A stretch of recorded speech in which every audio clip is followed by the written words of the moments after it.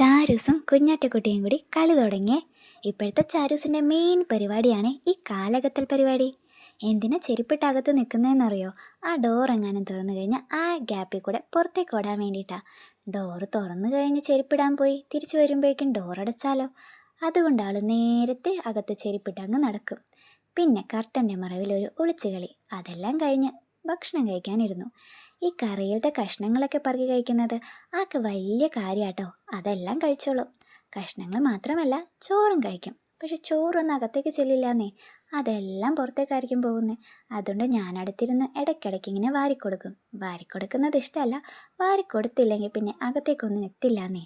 പിന്നെ ഞങ്ങൾ നടക്കാനിറങ്ങി. ഇങ്ങനെ വൈകുന്നേരങ്ങളിൽ നടക്കാനിറങ്ങുന്നത് ആൾക്ക് വലിയ കാര്യം കേട്ടോ. അതിനൊരു കാരണവുമുണ്ട്.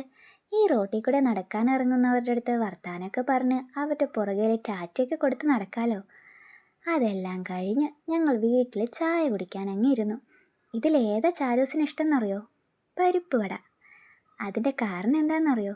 ചാരൂസിനിങ്ങനെ കടിച്ചാൽ പൊട്ടാത്ത സാധനങ്ങളോട് വലിയ ക്രേസാന്നേ. അങ്ങനെയുള്ള സാധനങ്ങളാണ് കൂടുതലിഷ്ടം. എന്നാൽ പിന്നെ ഞങ്ങളിതെല്ലാം കഴിക്കട്ടെ, നമുക്ക് പിന്നെ കാണാം. ബൈ.